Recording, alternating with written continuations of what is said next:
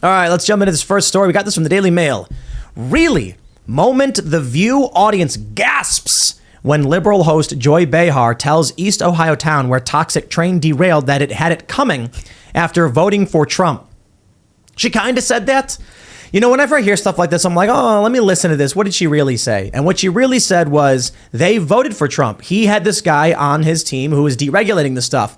That's what you voted for. And then another woman says it's Trump's fault, as if to imply not that they deserved it, but that it's what they voted for. I've said the same thing about Biden supporters, but I do not believe that what happened in East Palestine is the fault of deregulation or Donald Trump. It's the fault of, well, there's a lot of reasons that there's a lot of problems with this. One, the rail workers have been complaining about the private companies and the safety issues. Whether or not they deregulate some of these things is not an excuse for a company to do things poorly. Not to mention, you were talking about this before the show, the infrastructure bill. So when they were coming out and saying that, what were they saying? That like social justice was infrastructure? Or something? Everything was infrastructure. Childcare was infrastructure. That was a big one. Anything that they wanted federal funding for became infrastructure. I believe they said abortion was infrastructure. The childcare was a big one. So they were really going at any sort of women's rights. That was all. Women's rights were infrastructure. Everything was infrastructure except infrastructure. The railroads. However, they did appropriate money for the infrastructure bill, for the rails from the infrastructure bill, and I think it was $102 billion went to the rails. Let's play this clip. Maybe it won't be. It might be too mind numbing, but we'll try playing it anyway. You want to set the audio? Because it seems to me that the Republicans are obsessed with this notion of the free market, and they don't like a lot of regulations. Because it means profit. When you deregulate, you get profit. But I know. Okay, I'm sorry. The Family Guy joke where they're watching The View and all the winners going bark, bark, bark, bark, bark, bark, bark, is true. No, the regulation is about companies existing at all. So let me just say, as we're getting through this clip, Donald Trump wanted to deregulate, wanted to remove a lot of these. What's Mr. Boca's doing? He wanted to get rid of these environmental regulations because companies couldn't operate here at all, and he needs to make them competitive with China. So what happens is, in the U.S., the Democrats enact a bunch of regulations, making it too expensive for a lot of corporations to exist. They then move overseas, where Democrats then cut the taxes on importing these goods, making it the only thing they can do. And the box is working. Mr. Bocas went right for the box. He sleeps in that box. Anyway, let's play this clip more. Deregulation, for example, there were very few plane crashes. Thank God. And that's because the industry is highly regulated. We have to pay for regulations and safety standards. Otherwise, where are we? We're all going to go up in flames. Norfolk Southern gives as much to Democrats as Republicans. It's a very powerful lobby that is trying to block regulation. And this train, to Sarah's point, 2 miles long with 2 full-time employees and a trainee on it. And they didn't even need to, because the last administration rolled it down to only one worker. They happened to have 2. One thing I just want to say is I do think this was an unforced error by President Biden. It was 20 days before we had Secretary Buttigieg go down, 10 days before he put out a statement acknowledging it. This is Trump country. He won by 40 points. He is a president for all Americans. I believe that, but he needs to show that he is. It was time for him to be. I don't know why they would ever vote for him. For somebody who is a president for all Americans? Is she saying Biden is? Yeah. This is like the canned fake. It's utter. By the way, he placed someone with deep ties to the chemical industry in charge of the EPA's Chemical Safety Office. That's who you voted for in that district. Donald Trump, who reduces all safety. He did in those days. Showed up at McDonald's and those voters saw something on the ground that probably resonates in a way that they need. But they need to look past the photo ops, these people, and say, who's doing the job here? Forget about the photo op. Showing up is a big thing. I think this is Donald Trump's fault. I think this is Donald Trump's fault. So wait, I think as we were watching, Mr. Bocas peed. Is that what happened? He ran into a corner and peed a little bit. What a little jerk. I was trying to listen to Joy Behar, and I'm looking at Mr. Bocas' starfish. I was like, this is awkward, man. So Jack Posobiec tweeted, Joy Behar says East Palestine got what they deserved because they voted for Trump. That's who you voted for. And then Brian Krasenstein says, nowhere in the clip did she say that's what they deserved. Right. So, but like, Jack didn't quote her. He's implying that's what she was saying. And he's not wrong. It's a little strong, I would say. Yeah. But she's basically saying, you voted for it, that's what happens. I say this all the time. I say, you vote for Biden, you get what you deserve. Sure. You deserve what you ask for.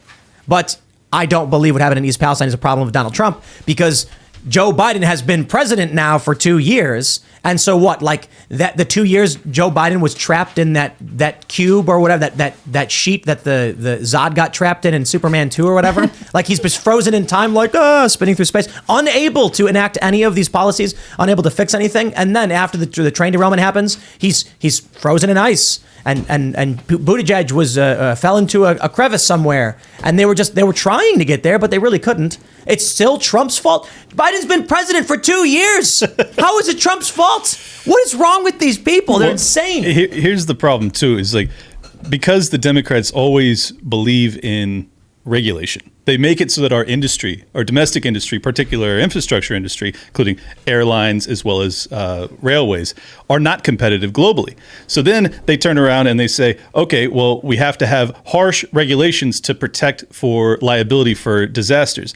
The truth of the matter is, if you allowed them to just compete on an even playing field, they wouldn't need all these liability protections. But because they now have them, they behave in ways that are extraordinarily reckless, and then they're offered liability shields by the very government that is allegedly regulating them.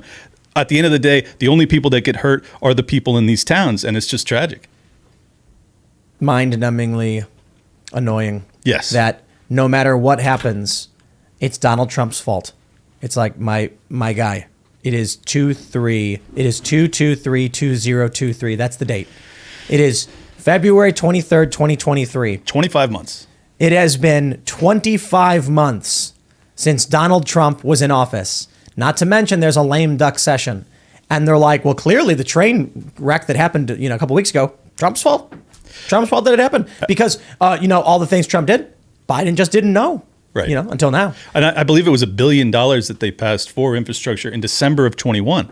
That was, Biden's bill. That's what he wanted. He got it. And then you have all these disasters and they still managed to pivot to blame Trump. It's just on its face. Laughable. I like how the audience gasped when they heard her say that. I mean, that's most of the audience leans towards Joy Behar's politics, I would assume, and that was even kind of startling for them. Well, the issue is, it's what I've been talking about for a while, that when you build an audience, they expect you to give them what they want to hear. Mm-hmm. And so The View has cultivated Trump derangement syndrome. Trump's going to be dead. It's going to be like 50 years in the future. And the president is going to be, part of the cyborg Democrat Party or something. And his name is going to be like Zyborg. And they're going to be like, well, clearly this is Trump's fault. Like, yeah, Cyborg Obama. They'll be blaming the deep fakes of Trump. Mm-hmm. They'll fake Trump's fault. I mean, if you want to get scary and talk about like 1984-esque and creating a villain for everyone to rally around, I wouldn't be surprised if they did start deep faking some kind of perpetual villain. Imagine what they could do now. Imagine what they could do then with videos of terrorists or whatever. They could make a video of someone and say, oh, we found this in a cave somewhere. Here's him saying it. And people would just believe it. Yeah. We'll probably hit a point where they create the first digital villain, like a real, not even a real, ever was a real person. It'll be a completely fictitious character and they'll just get enough people to believe it. And right now they have Trump and he's real and they just ride it out. And he's still in the spotlight. And so anything he does is still can be villainized. Why do you think this is? My best guess is that they're so confused and terrified about the future of the economics in the country that they're just blaming. They need a villain. They need a villain so that they can have a hero or they can be the hero. And their villain is... And they tried to do DeSantis and they tried to do Tucker Carlson and none of it worked. Mm-hmm. And they tried Rogan. Joe Rogan? Yeah.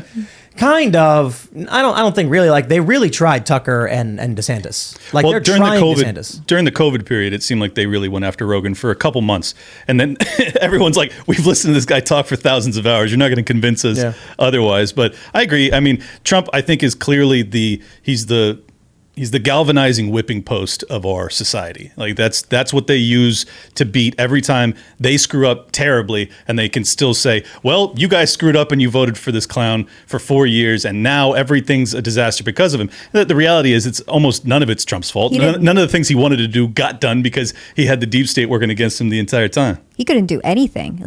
He couldn't do anything. Everybody was working against him. Trump should be... we should give it a new definition. A Trump is a scapegoat that is actually the solution to the problem, not the cause of. Right? So then you can say like, well, that's clearly a Trump. They're blaming someone for the problem who's actually been fixing it. And then there's got to be the inverse of Biden. Biden is the person who causes the problem and they defend and claim he's solving it. Yeah, Putin's a Trump and Fauci's a Biden. Fauci's a Biden. Whenever I get people that tell me that they can't stand Donald Trump, I'll tell them, well, particularly one of the things I love about what he did as president was getting us out of Trans-Pacific Partnership. He signed it away really quick. There's this thing called the Investor State Dispute Settlement Clause in that Trans-Pacific Partnership deal where they were going to allow Malaysian oil companies and other corporations to sue the American government for discrimination. If we chose not to buy their oil or something, they could sue our country, and then we as taxpayers would have to pay these fines to these corporations. And they were trying to put that through. Obama was trying to pass that and basically make us corporate serfs. And then Trump immediately, for whatever reason, ended it. And when I tell people that, and much more succinctly, they almost always are like jaw-droppingly happy to find that out. The left was opposing the TPP. But this is during the weird shift period where the left used to be pro-Assange, anti-war, anti-TPP, and then Trump came around and all of a sudden it started to shift and invert. Now the left is pro-war, anti-Assange, anti-free speech. They're basically neocons, but, you know. And anti-bodily autonomy. I mean, it's quite the shift. It's horrifying, man. This is why, as much as I detest Trump for a totally opposite reason, I detest him because he surrounded himself with the swamp when he was allegedly draining it. He didn't do any of that. He didn't fire Fauci. Was it worse than, say, Obama? No. Was it worse than Clinton? Probably not. Was it worse than Bush? No, but he ran. Was it worse than Reagan? But he ran on being. I'll take it. He ran on being my guy, though. Sure. I mean, I was thinking about this earlier, and I'm like, Donald Trump, John Bolton, the worst possible guy to bring in. What else? You know, he smack talks. I don't know. What did Donald Trump do that has people so mad at him? And the reality is, he pissed off the establishment by fighting against them. Well, that explains why the cult is against him. But then I hear people like, Luke, for instance, who's like, he did this, or Dave Smith, Trump is bad. He did, drone strikes. He expanded this. He blah, blah, blah. Bump stock Donnie and all that. I'm like, yep, all that. Okay. Now let's go back in time to Obama. Gun control. Yep. War. Yep. More war. Oh, way more war. Housing crisis. How about big banker bailouts? Okay, let's go back to George W. Bush. Ooh. Dick Cheney. Iraq war and Afghanistan being started. Directive 51. Come on, there's a whole bunch. Let's go back to Clinton. Now, I was much too young to know too much about Clinton. But I know enough about Clinton and the things he did. And they want to accuse Trump of being nasty. Bill Clinton did it when he was in office. Come on. Right. The problem is that Donald Trump said nasty words. Don't get me started on Bill Clinton. I look at George W. Bush and Obama are the presidents in my adult life and the bad things they did. And Trump is infinitely better than they were. Mm-hmm. So people come out and they say, oh, Trump did this thing bad, this thing bad, this thing bad, this thing bad. And I'm like, oh, wow. Those are like substantially less bad than Obama and George W. Bush, Clinton, and Reagan. Reagan, he brought in no-fault divorce and gun control. Come on, I don't know why everybody celebrates Reagan. But I was a baby when Reagan was around. Then we got George H.W. Bush. We got, Desert Storm with that guy. It just seems like it's all trash. You're right. And then you get Donald Trump, you're like, it's pretty good. Well, if it weren't for 2020, I could probably agree with you. But when he passes trillions of dollars in those stimulus bills and he permits Fauci, this little gremlin tyrant, to lock us down, it's like, no, you can no longer be looked at in any positive light. You allowed the entire world, because they followed in America's footsteps, to essentially derail the global economy. That is a catastrophic mistake. But I look at it not like, you can't just say president good bad. It's like, what did they do that was good? What did they do that was bad? Can you guys think of anything Obama did that was good? If you give me an hour, maybe. I can't. He's the president of the TPP, the Trans-Pacific Partnership, right? So It's more international trade. These are laws that get enacted on the American people without proper legislation because, we have to abide by the treaty. That means this country has to do these things. Like, we're forced to go to war because of NATO. The American people, the Congress can only declare war, but because of NATO. So that's what they tried doing. Obama had the NDAA, indefinite detention provision. Yeah. They could rendition you into a black site outside of the country indefinitely. They signed that. This dude had a whole bunch big banker bailouts. Occupy Wall Street was protesting him. So I look at Donald Trump and I'm like, fine. How about we say this? Trump's a -12. Obama was a -56. Right. George W. Bush was a -84. Clinton was a -80. It's like, so Trump he's bad, but he's like the least bad and closest we got to good. I totally agree. But then I look at foreign policy and I'm like, he's actually the best. Yes. Yes. Hands down. And didn't Ron Trump, Paul would have been better. Yes. Of course. Didn't Trump get us out of the Paris Accord and the Iran deal? Like, didn't Yes. Trump get us out of both those? That's great. I think Biden brought us right back, though. Oh, yeah, he brought us right back. Yeah. I thought getting out of the throwing Iran anything. deal was good. Why was that good? Am I the only one that was a fan of What it? is it? Tell What is us the Iran why- deal? the Iran nuclear deal. The Iran Explain. nuclear deal was they had basically agreed to have their nuclear facilities inspected, and I thought that was a great thing. Why do we want to have a catalyst for war with them? I think the inspection in the treaty is potentially a catalyst for war with them.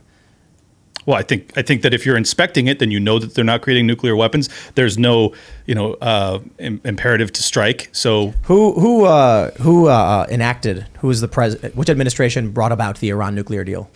I thought it was Obama. Was it Obama? Yeah. I thought so. And which administration produced Stuxnet to blow up Iranian centrifuges? Probably Obama. I think it was Obama too. So look, I got to be honest. I probably don't know enough about the specifics in the deal, other than Sure.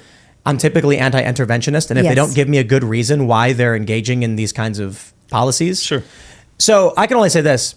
Fair point. I don't know enough about it, but I'm certainly not going to trust Obama, who enacts a treaty and then blows them up. I agree, man. And you shouldn't trust them. And that's why you can't give any of these guys a ton of credit for anything that they do. But I'll grant you, yes, Trump is probably the best president of my lifetime.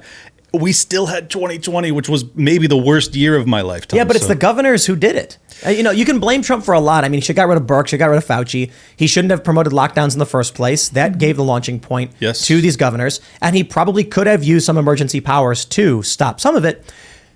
But it was ultimately the governors. And Donald Trump took a constitutional approach where he was like, look, 10th Amendment, the governor's going to do it. The states have the right to do their thing and legislate the way they want. The reason the libertarians are so hard on Trump for that period is because of our understanding of Austrian economics and the trillions that he allowed to be created into thin air, that we're now suffering the inflationary process to this day. And yes, it's not entirely his fault. And yes, he wasn't responsible for all of it. But if he's going to go up there and say that I'm here to drain the swamp, I am going to point to you and let you know that the media is full of crap, and I'm going to be the one guy that tells you the truth, and then you allow the biggest liars on earth like Anthony Fauci to go up there and just lie to us for a year straight, and you don't fire him when you have a chance. I'm sorry, there's just a disconnect there that I can't wrap my head around. It's bad, sure, but I'm just saying, I'm just kind of over it because everything else is terrible. Because everything else was 100-fold worse, and Trump did a bunch of really good things. Yeah. And I look at what's going on now in East Palestine, and I'm just like, now I just like the guy. Mm-hmm. Like, I saw the video of him at McDonald's talking about him knowing the menu better, and I'm like, I just like this guy so much better than these other pieces of trash. Thanks for watching this clip from the Timcast IRL podcast. Hang out with us live Monday through Friday at 8 p.m. and become a member over at timcast.com for uncensored, members-only shows exclusive. Thanks for hanging out, and we'll see you all next time.